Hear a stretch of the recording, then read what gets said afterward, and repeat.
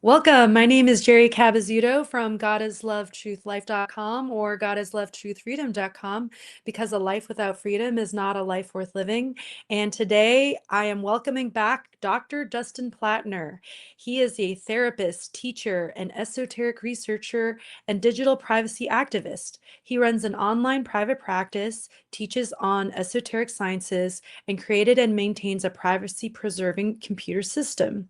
Dr. Plattner deeply enjoys learning about philosophy and ancient knowledge that aim to elucidate the mechanics of human freedom and psychological health, with the goal of bringing this knowledge into practical and usable solutions that bring freedom to all. Welcome, Dr. Dustin. Thank you, Geri.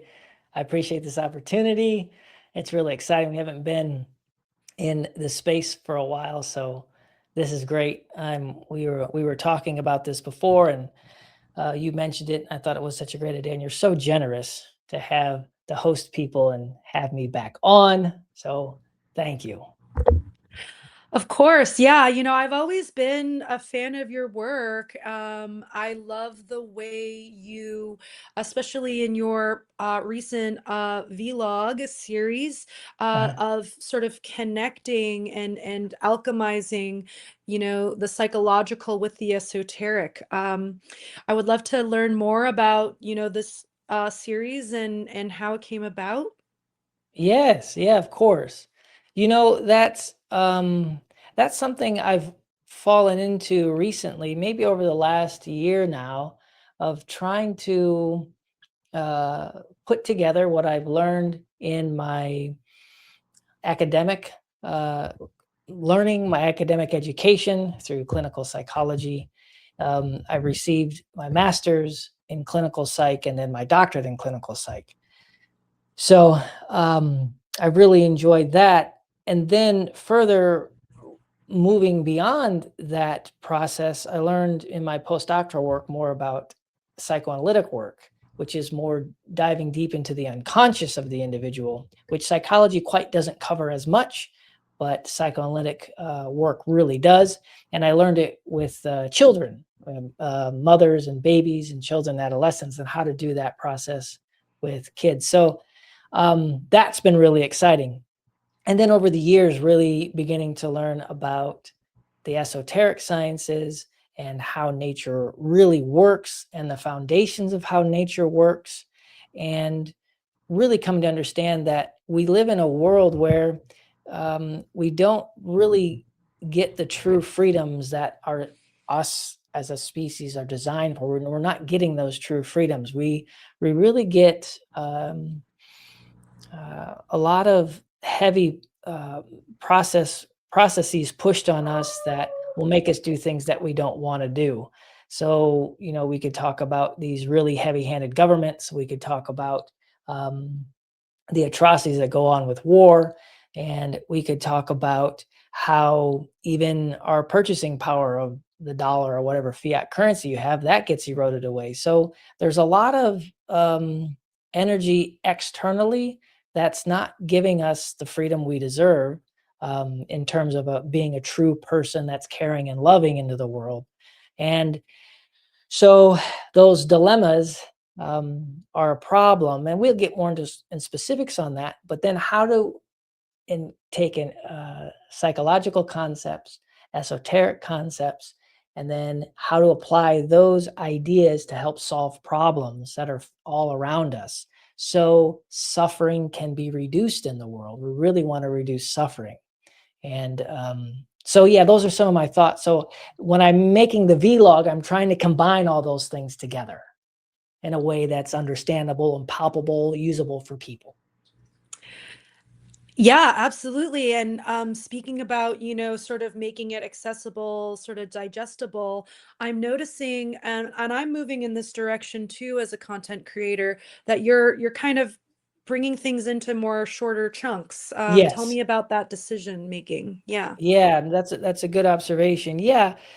Right now, the way things have gone, it's I think it is unfortunate. It plays off of this part in us as a species where things that are novel, we pull our attention to it and we quickly try to assess what's going on. And so our attention can get pulled really quickly on novel things. So in a social media reel that throws up something like 30 seconds or a minute, it keeps pulling our attention that way. And it exploits that in us.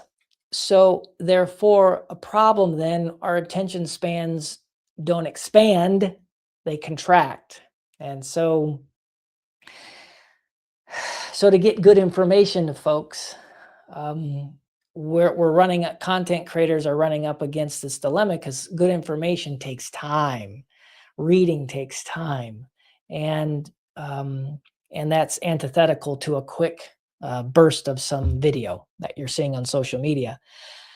So getting these concepts across, I'm trying to sort of navigate that happy medium of getting enough information across where it's interesting, it's understandable is the best I can do it, and it would inspire the person to sort of dig further and dig deeper if they so choose to.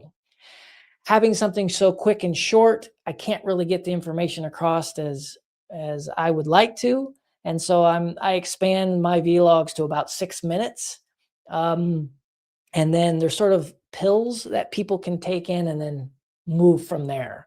That's what I've observed. I enjoy doing that, and I think folks, they could, just see it real quick, and then they can move on. And hopefully over the time, the vlog series that I make, it'll keep adding up where they'll gain information like scaffolding in psychology. They'll start gaining information more and more. So they should have a pretty good introductory concept of psychological processes, esoteric processes, the esoteric sciences and mystery traditions, and how those two disciplines come together to then help alleviate the suffering in the planet that we're all witnessing. Like I said, all the things of wars and governments and things like that just do not help us thrive. So that is the aim of the vlog, but also trying to get it down to some minutes that are digestible. Absolutely. I sort of talked about this before we started recording, but I'm learning in my own personal journey and then sort of watching your vlog series that a lot of this stems from, why aren't we as a collective coming off the base floor is because of self-loathing. Talk more about why this is and how this comes about and how this creates these worldviews that people have. Yeah, exactly. That's a big concept I was trying to highlight in my vlog, and I've talked about before in some of longer format videos I've made. But yeah, good concept, Geri. That's such a big issue. The way I see it and the way I've put it together, and I think a lot of the mystery traditions, the esoteric sciences, those sort of synonymous, and psychology can point to it, but psychology doesn't point to how self-loathing then impacts the symptoms of such things. So I'm trying to, of course, bridge that gap. So self-loathing is the concept of self-hatred. I originally heard this concept as it's tied to freedom from Mark Passio's work, and it really inspired me to keep processing this. But so it means self-hatred. So if someone hates themselves, they're not going to their actions are not going to choose things that are for them in the external world.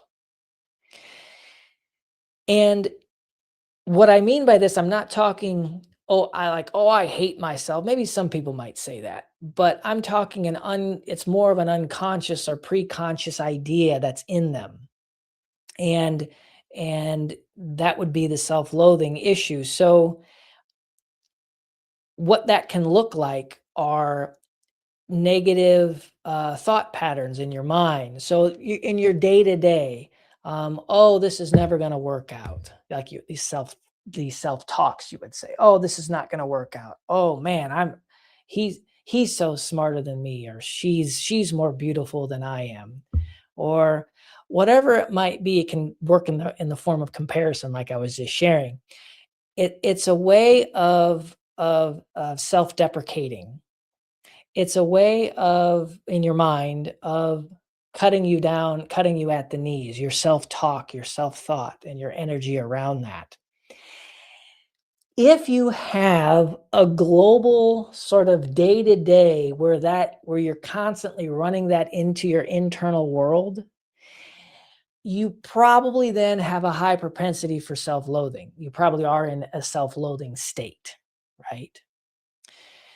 So that's I'm sort of shooting from the hip, a quick psychological way to think about self-loathing. Now, the symptoms on that, what does that then produce and how does that affect the world around us? In a self-loathing state, it's very hard for us to take responsibility. And since we're unable to take responsibility, we will want to put it off to somebody else. Then we can blame someone else. Then we can say they're the one that did it, or that's the root. Well, that process will keep you terribly stuck, and it doesn't give you freedom, right? So now, since that's the case, what I talk about in my vlog series is, if the majority of us on the planet have more propensity for self-loathing, above average self-loathing, right? And we're sort of in that negative cycle. Well, there's organizations and ideologies that will rise up around us, and I call them psychopathic entrepreneurs. They see That's awesome. they see a market, and they want to exploit that market. So then they sell a product to all the self-loathing masses. And that product is, hey, we'll take responsibility. We'll take the responsibility, and we'll even give you some benefits and privileges while you do this. So you can relax and you can, not have to deal with the difficulties of taking responsibility for your own life. We'll take the responsibility of protecting everyone. We'll take the responsibility of feeding people and making sure people are housed and clothed. We'll take all that responsibility so you don't have to do that. And since the majority of our species is self-loathing, we're going to buy that product. We just are, because it's harder to say, no, I need to look at myself, right? And I need to say, what am I doing that's giving away my responsibility? Because when we do that, then now we're in a contract. Now that system works. And then whatever these psychopathic entrepreneurs sort of concoct next, then we're in that stream and we never get out of it. And we go further and further into control, and they get further and further into power. So self-loathing perpetuates government slavery. So this is how that works. Mic drop. I was like sitting here nodding. Like, I just love it synthesizes so many different concepts.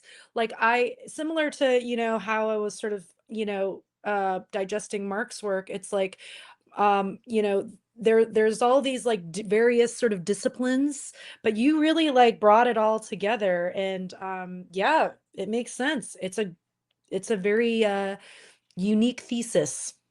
Yeah, thank you.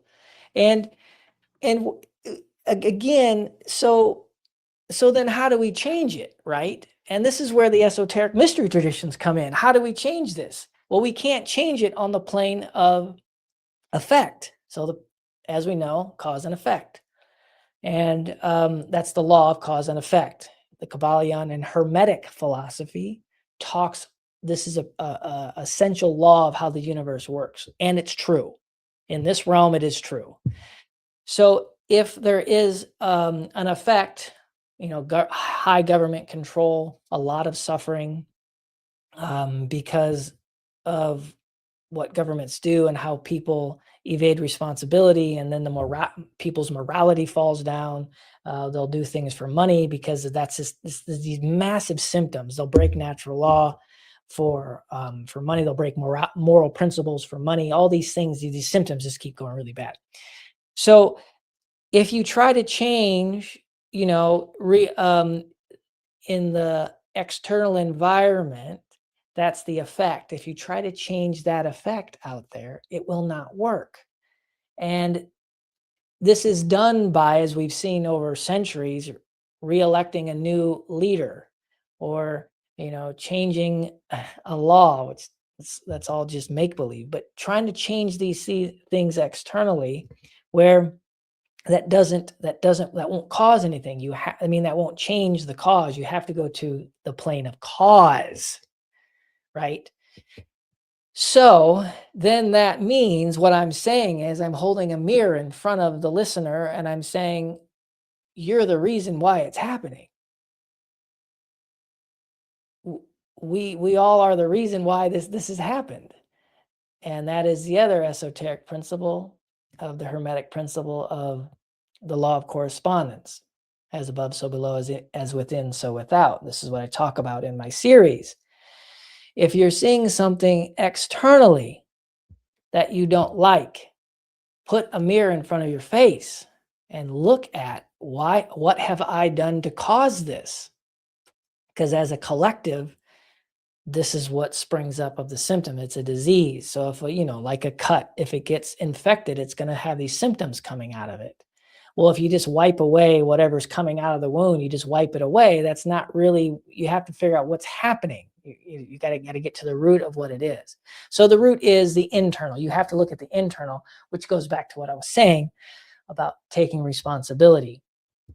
And that means then that connects to the self-loathing. You have to begin to work on your self-hatred, right? Self-hatred, healing, then you take responsibility, healing, and then the external world starts to heal because you won't buy their product anymore. You're like, no, thank you. I'll take responsibility for myself. I don't need you to do something for me, right? Then the external starts healing. But all the root goes all the way down to the very bottom of your own self-love. Really, we're talking about self-love. So there's that. I love it.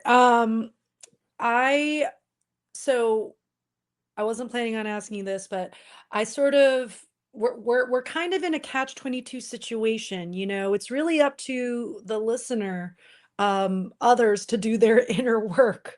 It's like Yes. talking to like an addict and say, "Hey, you need to go in recovery." But I mean, we can say all these things, but it's really up to them to do the work. And like, I've had like a little, just friendly sort of debates about this. Like, how do we get them started if it's up to them? And like, we could yell at them, we can invite them, divine masculine, feminine sort of approaches, but like, how do we get them to do this work when it's not really up to us for them to do it? You know what I mean? Mm-hmm. Mm-hmm.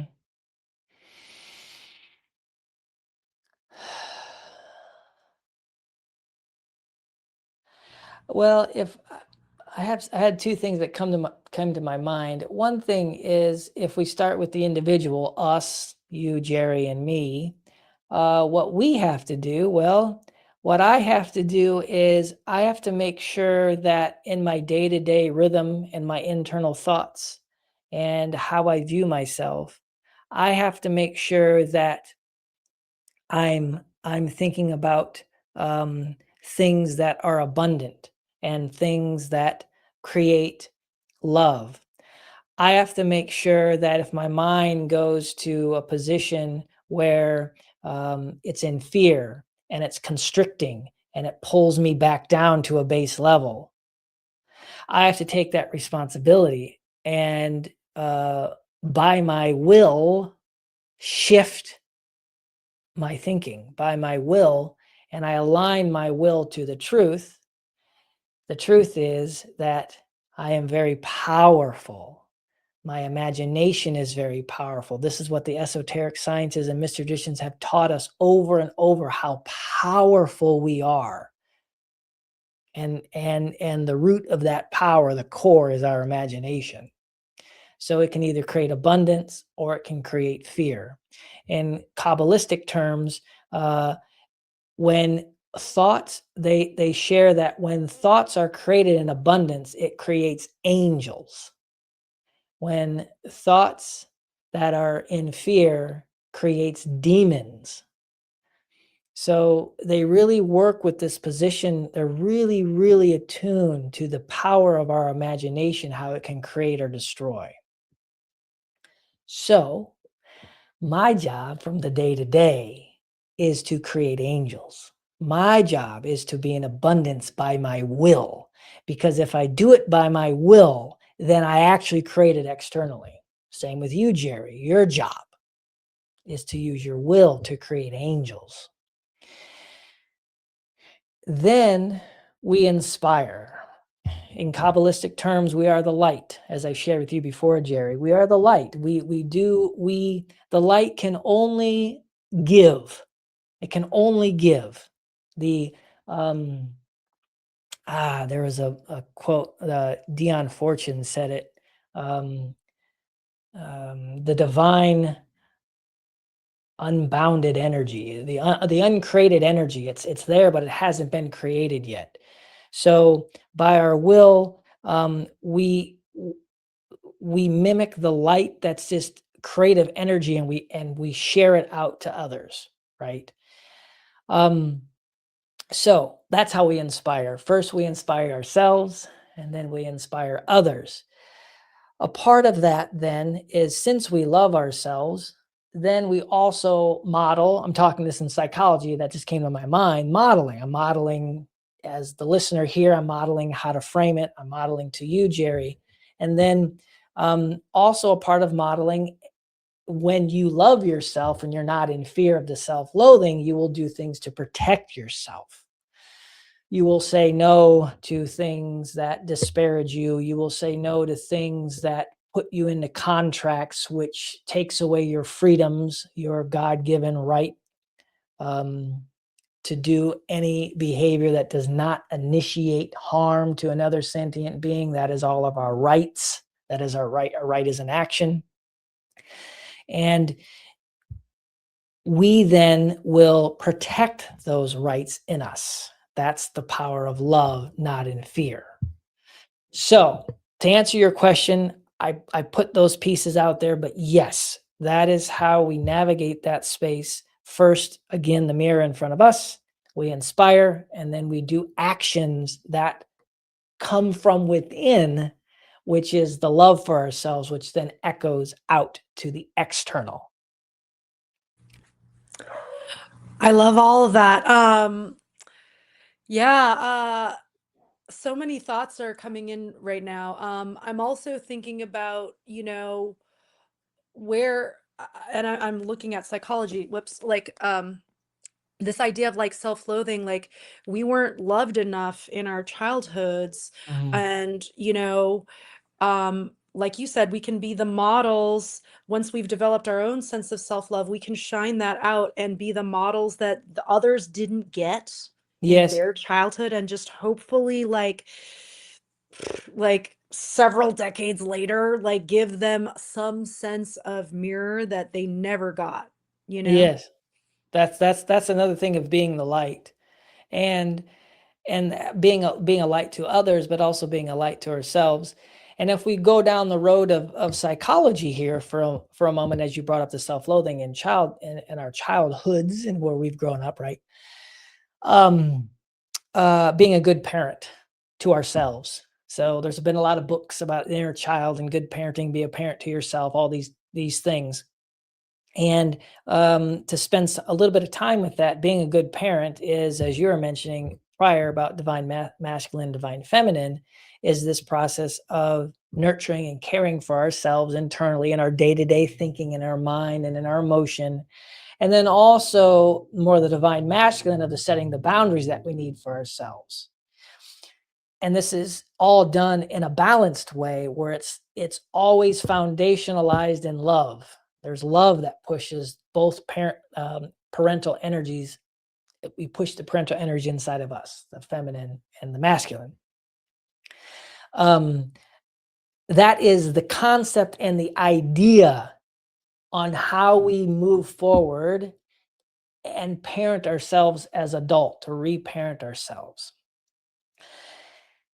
And it gets tricky, and more down the road of psychology here. It gets tricky because we are all on a range of psychological trauma when we're little, to really severe trauma that could be, we think satanic ritual abuse. We could think all kinds of abuses that children have to continually go through in environments that are not conducive to raising a child, to all the way to the other range where it's a connected family where there's a good parenting energy of divine masculine, divine feminine. You have both parents. You have a connected family. The parents are aware. They are cognizant. They try to be well. They're developed themselves. So where there's less trauma, right? There's a range. Okay. So all of us are on different aspects of that range. And obviously it's just a bummer, but some people have harder roads to climb up than others. It just is what it is. And what's also a bummer is the more traumatized you are, the more you don't want to start working on your inner life, because it's just too painful. It's too scary. It's too painful. And you don't realize, if you're heavily traumatized, you don't realize there's actually good people in the world and safe people that you can process it with, right? More often you would think that the world is quite hostile and exploitive. So our traumas as children, we're on a range, and it's all of our responsibilities to begin that journey of healing. And as you begin that journey of healing, then the self-loathing, dissipates, and more self-love and all that stuff can move forward. So that's another piece on it. We have the psychological component of our childhood traumas. And if that's not dealt with, and then we keep buying the product of these institutions and ideologies, and then we purchase that product, then we're really, really stuck. We're on the base floor. So in my vlog, I talk about the first degree tracing board in Freemasonry. It's that checkered board floor. And in that mystery tradition, you have to get off the floor. You're not binary black and white. You begin to move into a robust, sophisticated, spiritual being who actually what's in you. That's who you're supposed to be. And so not dealing with the self-loathing, the self-hatred, and the root of the childhood trauma, and then plus buying their product, you're on that bait, and we're not moving. And unfortunately, I would say a majority, I don't know, maybe 90% of humanity is on that base floor, and hence the suffering that we see all around us. Yes, life has gotten better over the years of abject poverty. There's more abundant things. We're not so barbaric, at least what's typically seen is what we can notice. We're not so barbaric as it was. We have like air conditioning. We have clean water. Most of us have clean water. There's places that offer abundance. This is true, as I guess history has shown that it got really barbaric back in the day. Okay. However, there are a tremendous amount of suffering that still goes on that keeps people enslaved. And for that to get better, we're just going to have to begin to get off the base floor. That's just what it's going to have to be. Yeah, and not only are you sort of doing this work to the adults, but you're also wanting to bring energy to those root causes with the parenting. Obviously, you're working with parents and families, but I would love to sort of switch gears and talk a little bit about your naturallawparenting.com website and how, this is all part of that process of getting people off the floor. Yeah, correct. Yeah, thanks, Jerry. Yeah, as I talked about, I still have the creative energy of blending these systems and disciplines together, and I really enjoy working with parents and helping them navigate um, the ups and downs of growing their child and being there for their child. And there's a lot of information out there, as there has been for a long time. A lot of it's good, a lot of it is probably not the most helpful, where parents get information to help their children grow. And the natural law part of parenting, natural law is just understanding the rhythms of nature. And obviously, you'd want to raise your child in line with how nature works, how things in nature works, like the law of cause and effect, like the law of correspondence, like we talked about, um, this law of morality.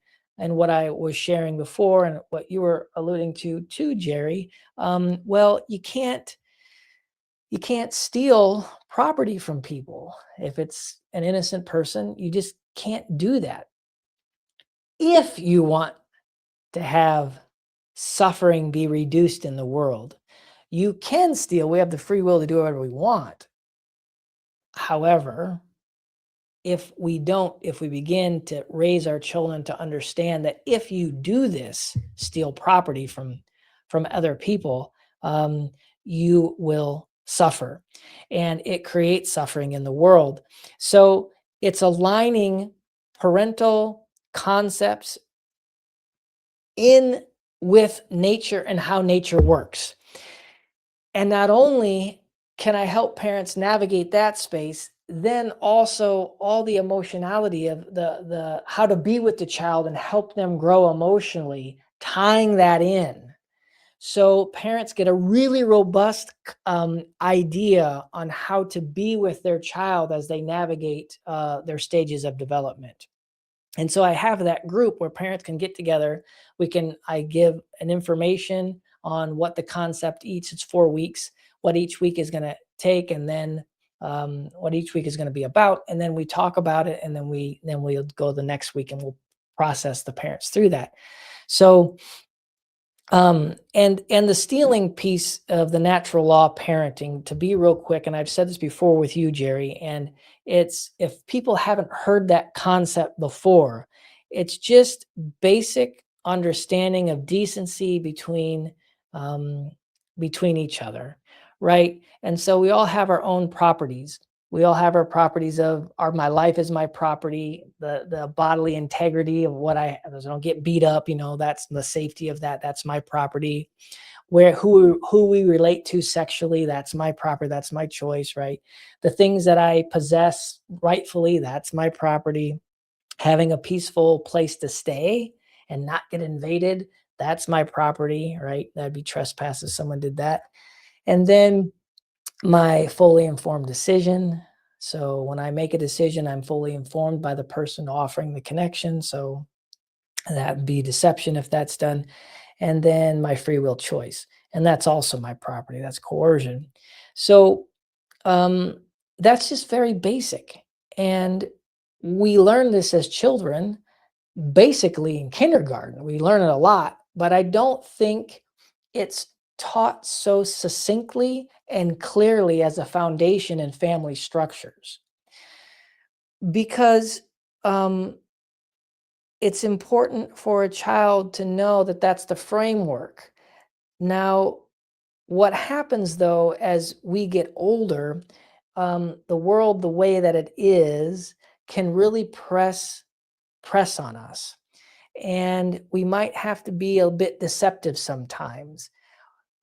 We might, this is the idea that goes in people's minds, we might have to be a bit deceptive. We might have to maybe Deceptive is probably the easiest one, but we might, people might want to steal or something like that, or if they see their parents doing that. So it's easy to say, parents like, well, I teach my children that. That's true. But as we get older, we're pressed on where that morality structure can get shaken.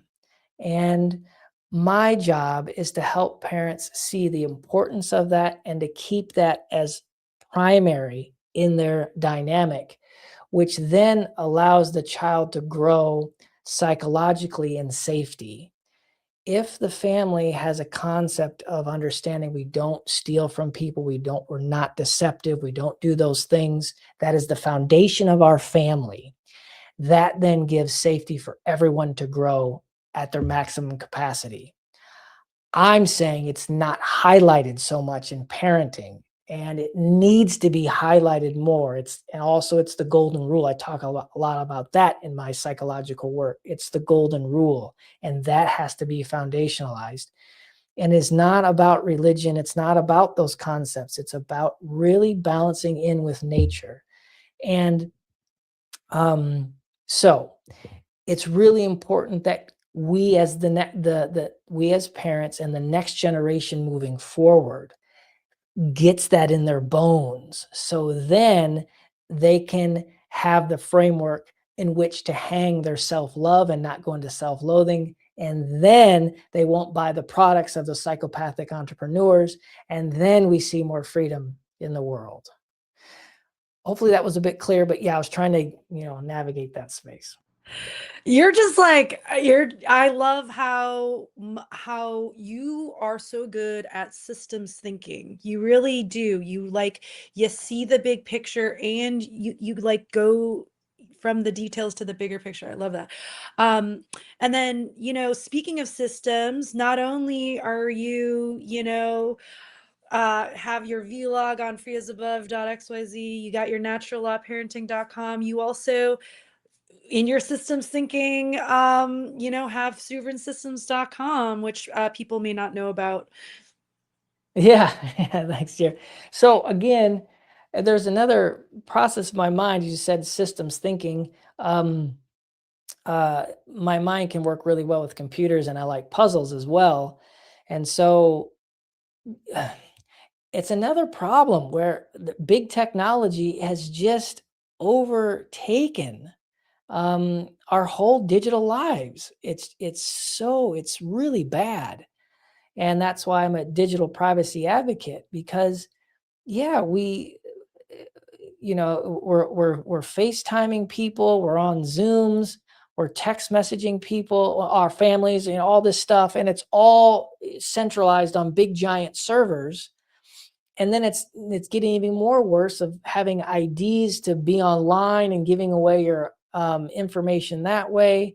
You have to sign up with an email. Then eventually I think they're going to try to push into, they are the psychopathic entrepreneurs, the folks that run these big tech companies that are behind the curtain behind most of them. What they're trying to push is basically, before you view websites, you have to give a government ID to view websites. And it really is a place where we are unable to be free and unencumbered by demands when we are doing any action that does not initiate harm to another sentient being.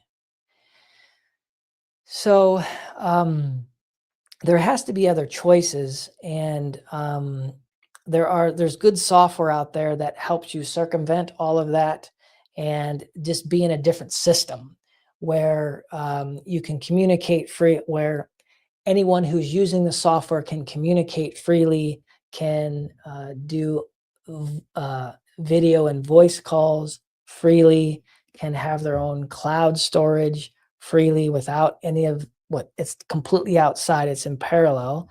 And then I'm a Bitcoin maximalist, so even using Bitcoin to even circumvent their whole system, to be outside in parallel.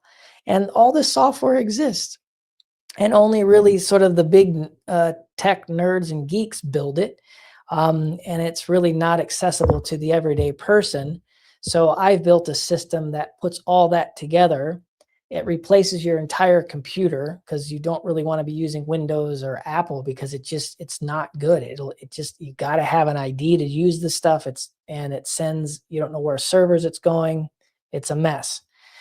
So I'm trying to get ahead of the curve and help people access that software in an easy to use package. So it replaces your whole computer, and then it has all these services running, where all you have to do is plug it in and run it basically, and then everything's already run. There's no need to install. So that's what I've been also trying to build, to make it easy for folks to have freedom in their digital life. So not only am I trying to help people have freedom in their inner life, so then there's freedom externally, but also the components, because I like computer stuff. So then I tried to create that as well. And I use it. I've been using it, my systems, for like 4 or 5 years, and I love it. And so, yeah, so that's what also I've been doing in that process. Yeah, if it weren't for my sort of like life transitions that I'm moving through, if I had like a settled situation, I highly recommend people go and buy one of these systems. I did, and once my life is a bit more settled, I would love to set that all up. Uh-huh. But yeah, I think also I'm noticing like you host your own video like for like when you publish. That's awesome. Because like I'm tired of using these Yeah. platforms, man. Yep. Yeah, that's right. Yeah. So, um, and it's wise to if you do content creation, it's very wise to have control of your own content. So if one of these really awful tech companies pull it down, then you have a copy of it. And so with the Sovran Systems, it's a computer called the Sovran Pro. I named it the Sovran Pro, and it runs its own WordPress on it. And so all the data you feed to it is stored on that computer. So it doesn't matter whatever server pulls your other stuff down, you always have a copy of it, because everything's running from your own website on that own computer. So that's the system I make. It's your own computer. It has all your information, and all your communication goes through that. It doesn't go through any other server. It goes only through your computer in your home. So you're completely sovereign. That's the whole thing. And then you don't have Yeah, to pay there's hosting fees and all that stuff. You don't pay all that silliness, because all you do is you're paying for your internet, and then you're hosting everything. But again, you don't have to do anything. It's already installed. All you have to do is create the website or get it going how you like it, but all the back end's already done. So yes.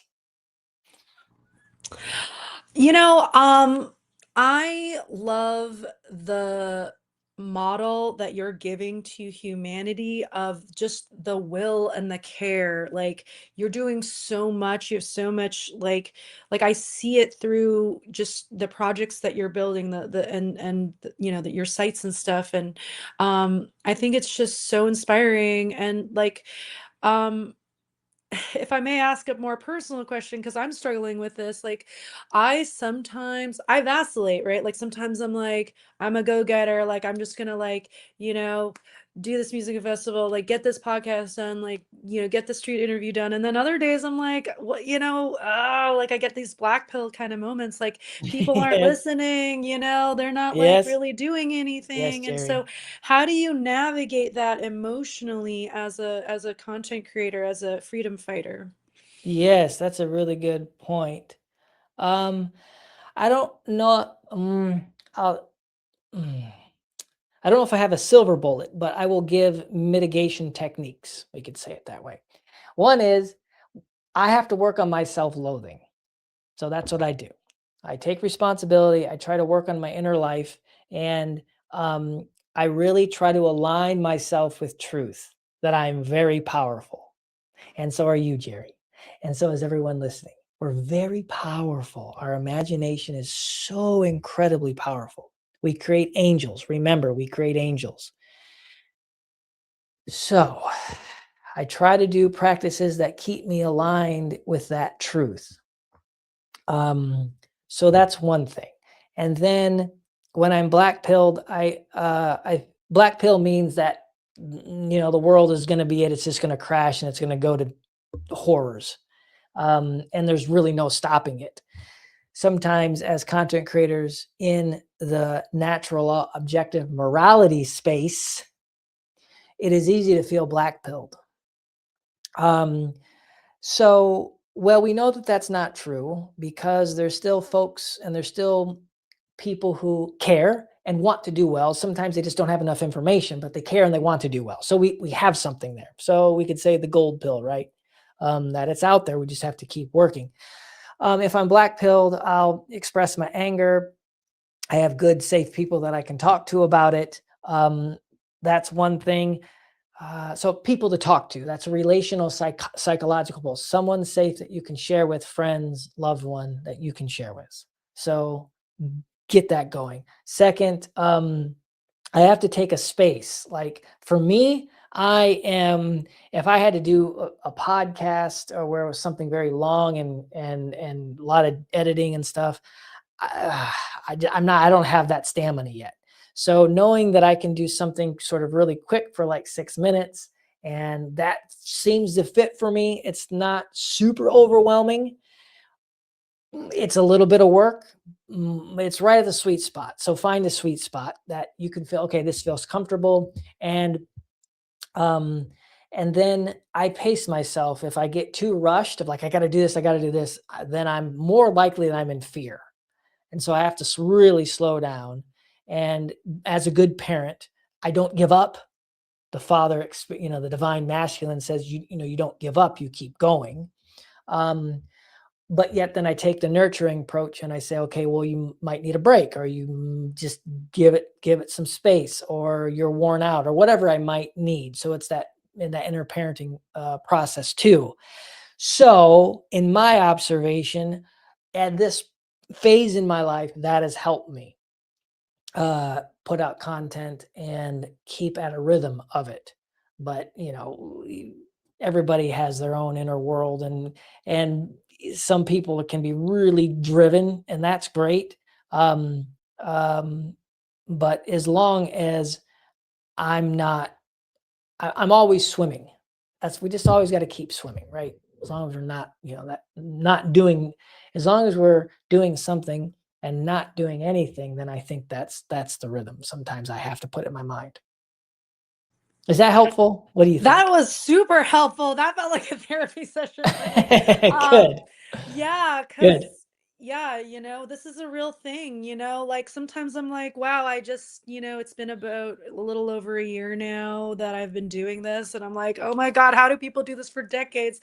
But just realizing that there is a rhythm to it, that there are going to be moments that are, okay, it feels like a setback, and just like you said, finding Yes, mitigating strategies for those periods, like emotionally preparing and like having these toolkits, the tool sets, and just getting through those times to then continue forward. And it's always, like you said, about continuing forward, not giving up.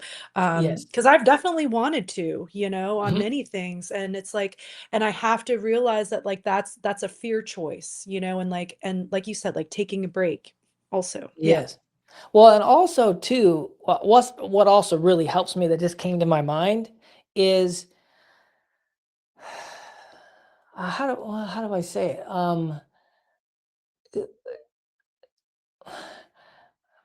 We're on this planet for a reason, right? You, Geri, me, everyone here, we came to this planet for a reason. And the biggest problem right now is folks transgress against natural law. They steal those 7 properties. They're either deceptive, they murder, higher up, big government organizations, big ideologies. They can really move into that, and it gets a mess. It gets to be a mess, and that's really the major of the suffering. So that's a problem. And I would like to see the world different before I left it, as all of us do that are trying to talk about objective morality. We want to see the world better. And it is I'm convinced of this. Yes, it is my spiritual duty to do so. So we have to talk. I've made a mark in the world where it's been a couple years, I know. However, I've made a mark in the world that this is my work. I've ascertained correctly on what the problem is and what the solution is based upon my research and a lot of help from great people and a lot of knowledge from great people. So now I share it. And that is part of the spiritual developmental process. Get off the base floor, take responsibility, work on your self-loathing, begin to realize, and this is a higher level, as I'll talk about in my vlog series, but then one of the middle level is realizing that there is no authority outside of yourself. It's only internal. And once you can really know that, then you begin to take the leap to jump the chasm into the spiritual world. And from there, you need a lot of divine help from your holy guardian angel as you navigate that space into the spiritual. And then when you're in the spiritual world, then you take that energy and then you give it back to humanity. Now, I'm not saying I've completely arrived in an area, but that is my vision as I'm navigating. But that is really, truly how you walk up the ladder or the tree of life. That feels like a really powerful sort of, concluding point to I feel like I can't really follow that up. That was amazing. Okay. Yeah, thank you so much, You're welcome. Dr. Thank Dust. you. Yeah, you're doing I mean, we inspire each other, Yes. like I really truly view you like a brother in arms in this. And Yes. Yes, Jerry. you know, for folks that don't know, we tried to start, the Liberation Academy education. We've had to put a pause on that because I'm going through child custody issues, but we're still, putting in our contributions to the one great work for people. Again, it's freeasabove.xyz. We also have naturallawparenting.com and sovransystems.com, SOVRAN systems.com. Thank you so much. Yes. Thank you, Jerry. Appreciate it. Bye-bye. Bye-bye. Bye. Thank you.